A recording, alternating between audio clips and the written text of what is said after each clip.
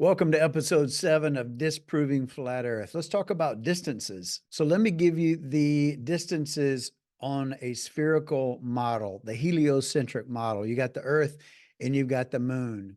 It's 225,000 miles away, roughly, approximately, on average, as it goes around. So if you have the Earth on the left side and the moon on the right side of this graphic, roughly 30 Earths would fit between the Earth and the moon. This is the relationship between the Earth and the moon and how far apart they are. The sun, on average, is 93 million miles away. When I say on average, because in the winter, the Earth is actually closer to the sun than it is in the summer. It's further away from the sun, but on average, it's 93 million miles away. So here's a fun fact. If the Earth were the size of a basketball, the sun would be just over a mile away. So that kind of gives you a reference. And if the sun were a basketball and you looked really, really close at the basketball, at the little circles around the basketball, that's about the size of the Earth compared to the sun. And 7,750 Earths would fit between Earth and the sun.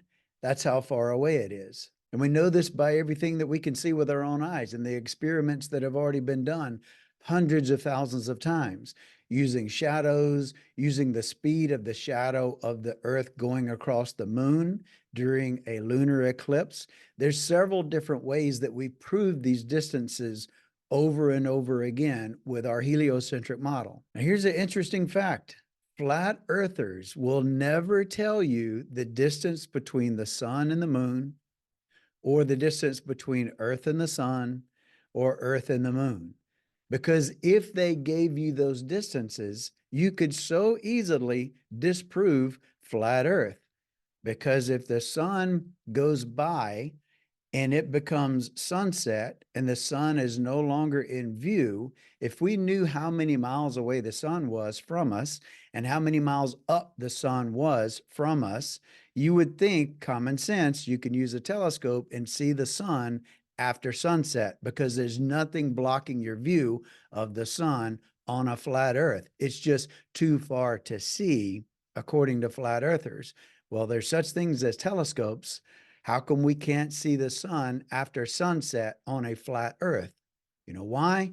Because they will never tell you the distance between Earth and the sun, Earth and the moon, or the moon and the sun. Because if they did, it would be far too easy to disprove. Game over for flat earthers using distances.